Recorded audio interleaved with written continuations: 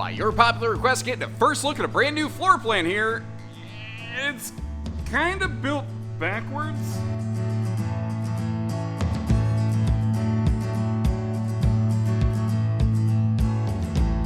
Hey everybody, Josh the RV Nerd of Bish's RV, down here getting a first look at the 2518S Rockwood, or whatever the model number translates into Flagstaff. I don't always speak both model number languages very fluently here, but they are the exact same thing. And this floor plan might look a little bit familiar if you can imagine it. Anyway, but that doesn't mean that they didn't bring their own unique features and spin to this layout, which is it's not a common layout in the industry. I really kind of like it, but it's got a couple things that I think might be deal breaker factors for you. But what does it bring to the table? It's a 6-sided aluminum cage product, so roof, floor, walls, everything that is structural, even the bed in this, is a welded aluminum cage. Now, they do use a 5/8 tongue groove plywood floor, so they don't end up with soft spots. And this one right here, generally speaking, if you got a late model tow package half ton, you should find it probably within your capacities. I don't know the hitch weight of this one offhand, so double check that spec chart that I flashed at the screen. Make sure it's within your safe payload capacities. Goodyear tires with TPMS is something they've been doing for years here. And they've brought a closet slide to this one to kind of enhance and expand on your dry storage in a small camper. But this one offers an amazing kitchen with fantastic prep space and a direct-facing entertainment center that isn't neck-wrecker pie high in the sky. All of those are things that I really like. It also brings some awesome campsite window coverage here, and they use the bigger vent fans in places like their bathrooms or optionally up in the bedroom, which is kind of cool. No pun intended. But sometimes an RV's greatest asset is its greatest liability. All those campsite windows and the nice living room space you're getting from the slide means you have a big, deep slide buried dead under the middle of your awning over on the campsite of your RV. So this RV prioritizes interior comfort and living space in a small towing length over exterior use and function. But that's the thing, they have different models, each with a little bit different goal, and that's what's really cool about mini lights. You can really kind of move the needle a little bit and get zeroed in on exactly the one that you're looking for.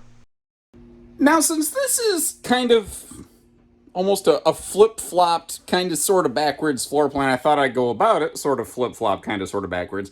I'm actually starting at the back of the camper. Most of the time I start at the door, so that, when you walk into an RV, that's the first thing you're going to see. But I think, again, one of the main focal points of this RV is what they did over here. They put the slide on the campsite. And a lot of people ask, why can't certain RVs just be flip-flopped to put windows on the campsite? Well, slide outs are actually the reason, and really what's funny is doors are actually the reason why it's problematic. But I'll save you the full long, detailed view of that. But this is a floor plan that kind of dared to be a little bit different. And that's its coolest factor. It's also its biggest liability. It might be the reason you love it. It might be the reason you hate it. I don't know. They did a couple of years ago standardize a larger 15,000 BTU air conditioner on these. Now, Mini Light is the smaller member of their 8-foot wide tandem axle travel trailer series. It does not come in 50 amp varieties. It is not able to be outfitted with a second air conditioner. One of the options that you can apply to them, though, is something that we're looking at here. They will allow you to add extra big, fantastic fans, the big giant vent fans. And that's another cool thing. I call it rock staff doing rock staff things. Anywhere that they use the fans, they use nicer fans, and I'm a fan of those fans myself, so there's that. But the bathroom comes with one standard. Anything else, additional fans will be optional where they're available. The Rockwood Roo series, the hybrids, actually do come with the second one factory standard, which is super rare and I think kind of cool. Now, as you notice, that TV's G-hollowed a little bit. It's on a swing arm, and what's cool is that allows you to sort of if you're standing in the kitchen, you can keep an eye on what's going on, but if you're sitting here at the sofa, you can bring the TV up close and a little bit more personal to you, and you might notice how they didn't mount this all the way up to the ceiling. I think that's one of the cool differentiating factors they did here. So even though it's direct facing, sometimes you can still end up with a vertical neck wrecker, and this one's just very comfortable and organic. When you're not using it, it just pushes back out of the way, and it kind of reveals that little corner pop-up power tower over there. Not to mention, of course, there's outlets under the overhead cabinet where the TV's plugged in. But, if you're going to be going full max kitchen prep mode, it's kind of nice. And I do like that the TV's up high enough. You're not going to have to worry about, stuff spilling sideways across your room. And I do like how they go with one very nicely sized flat surface countertop. It doesn't have, a level exchange or anything like that. And you might notice it is solid surface countertop, which is kind of cool. And that, by the way, is a 12-volt smart TV. So if you're doing a little bit of Walmart mooch docking or something like that, you got yourself something that even off battery power you could enjoy. But speaking of that, these for years have had a factory standard inverter. It was about 1,000 watts, which was more than zero, but it wasn't really able to run things like coffee makers that folks wanted.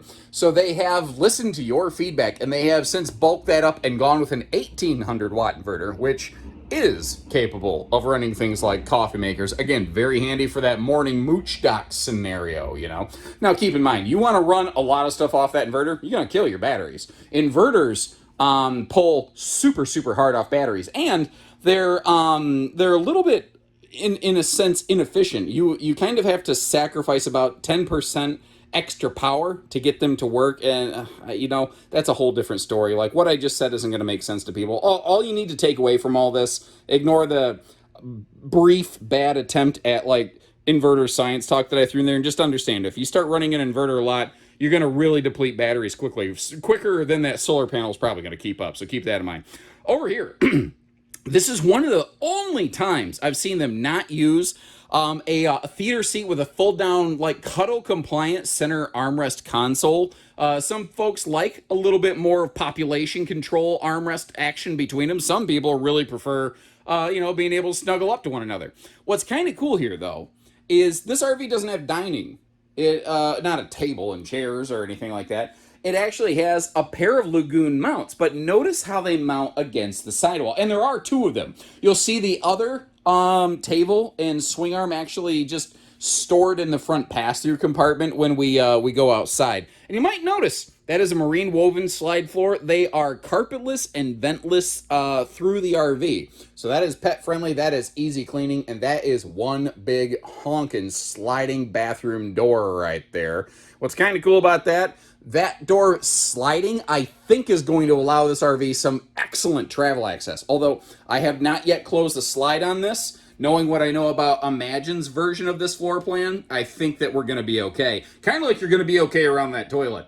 Even if you are a big booty Rudy and big booty Judy, you are going to fit around that. That is what my viewers have referred to as bazooka butt friendly, which I think is an amazing phrase.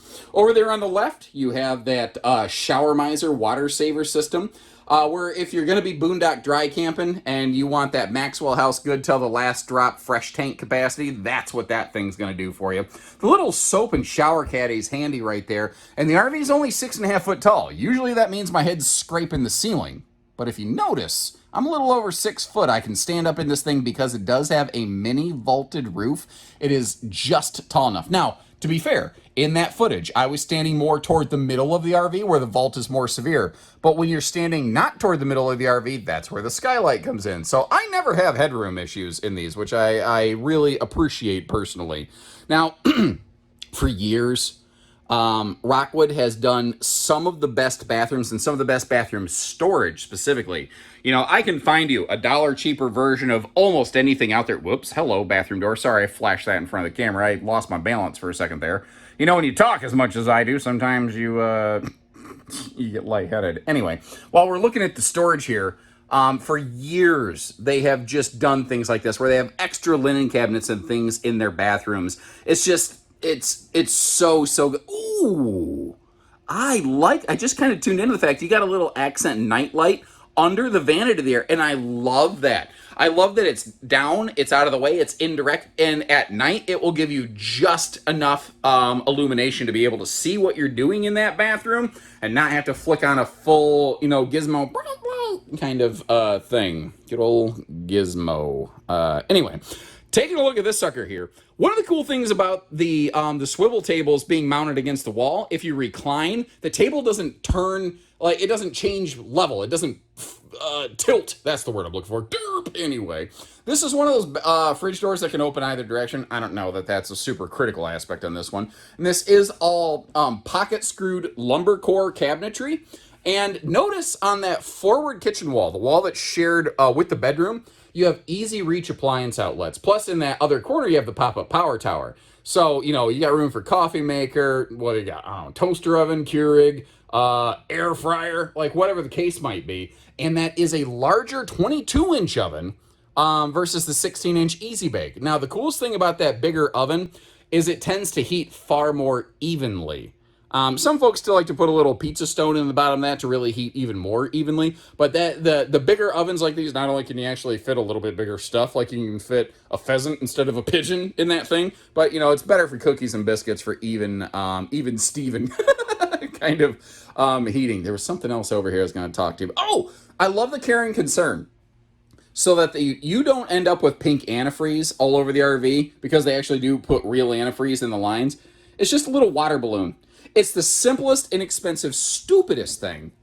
And yet, it's the smartest thing because it's cheap, it's easy, and it works, dude. It works really, really well. Now, you might have noticed how all these windows have those, they're kind of tan-colored blackout roller shades. The tan will actually help it not absorb as much heat from solar radiation trying to get in from the outside. And your entry doors always have that shade built right into them. And it opens from the bottom up, so you can kind of keep it pulled halfway like this if you want. And if somebody's knocking on the door, you can sort of peek over top. Not to mention the fact that if someone is playing Three's Company and knocking on the door, you can always peek around the slide side window right there. And again, the campside window coverage on this is great. And so far, generally speaking, I really like a lot of things on this RV. But I try to be fair. There are a couple potential problem children factors on this RV, and this may be one of them for you. That's a short queen. It's a 60-inch wide normal queen width, but it's 6 inches short. It's about 74, 75 inches long. If you look at this, I feel very confidently there is room in here for a true queen. And I think a lot of people are going to swap out a backbreaker Deathway for crappy factory mattress anyway. It is nice when they actually give us a queen-sized bed right from the factory. Sorry, bumped the camera right there. Now, up by the headboard, more of those inverter prepped outlets on both sides. You might notice how they leave one side a little bit more open. These are actually really nice if you're a little more claustrophobic, which is cool. And the fit and finish on their radius work and stuff is always just spot on in here. Pound for pound, dollar for dollar, their cabinet shop just rocks, brother. They do an amazing job in here. Now, around the corner, this is something that they did a little bit differently. They gave us a closet slide. So that's going to be a lot of extra storage up there. And one of the other options that you can apply to these is that you can basically option in a pivoting TV, DVD, wombo combo. Now you see that extra little bonus drawer down there below? That's what I call Steven Tyler storage, because they don't want to waste a thing. That's so stupid. I am so sorry. I am so tired right now. That is not that funny, but it is really tickling my funny bone. Anyway, you saw the big closet there. And the storage trunk with dresser drawers down below the bed. They do a really good job of providing maximum storage in minimum space, which is kind of cool because there's a lot of people that do want to take like an extended trip. They just don't want a big RV to do it. And I think we're going to find some really good road mode in this one. And I do believe I was correct in that assessment. Now, at a glance, that slide closes, you're like, dude, that is like all up in my way in my face. But it doesn't like overlap with the kitchen counter. Now, I do need to do a slight travel trailer sidestep, but you notice how the camera work didn't get any jankier than it normally does. You can get to the bathroom. You can get to the refrigerator. You can use all of your kitchen. You can get to the bedroom without ever touching the slide, which is kind of making me ask a question. Does this RV need a living room slide? Like, if that theater seat was just kind of on the living room floor or something like that, like, would you be okay with it? Now, keep in mind, this RV still has that bedroom closet slide. So it's not like this specific RV would be a no slide model. But would you be interested in the idea of like a no slide version of a floor plan like this? I'm wondering if it's not maybe something to consider from manufacturers. And one of the really cool consistent things with the Rockwood Mini Light family is basically they top out at 26 feet. You start getting beyond that and you start moving up to the Rockwood Ultra, or the Flagstaff Super Light, by the way. You know, Flagstaff Micro becomes Super Light, Rockwood Mini Light becomes Ultra Light. Now, you can get these outfitted right from the factory with slide awnings, and I tell you what, if you are interested in slide awnings, they install them for less than we can do at the dealership. Like, maybe that's the thing. You know how like grocery stores, they'll sell like milk or eggs at a loss just to get you in the door, so you buy a $4 Snickers bar or whatever, you know? Maybe that's just my life, I don't know. But my point here is that might be the thing that they just say, hey, we're not going to make money on those. I don't know. Maybe it's just the volume of them they do, but if you want slide awnings, it's cheap to get them here. You might notice, though, this one, if you option the slide awning, only comes on the wardrobe slide, because you do have that big patio awning right there, you know, over the top of that slide, and the hardware would conflict. Now, I tell you what, because I'm all plugged into power today, give me a second. I'm going to come back and actually open that awning so that you can see what kind of available patio space you have. Now, this one does have a drop frame front storage compartment, which gives it this big old cavernous, like, you know, if fellas, if your wife kicks you out of the camper and you got to sleep outside overnight, at least you could climb in there, and I just wouldn't, you know, latch the baggage door behind you. Although, if you fight with it long enough, you can weasel that thing back open. Ask me how I know.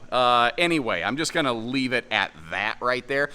Behind that magnet holdback slam latch baggage door, which is another of the 24 updates, they now have slam latches on all their exterior compartments, on GeoPro, on Mini, on everything. You also have a side mount portable prep plug for a little suitcase solar panel to kind of complement what's going on up on the roof.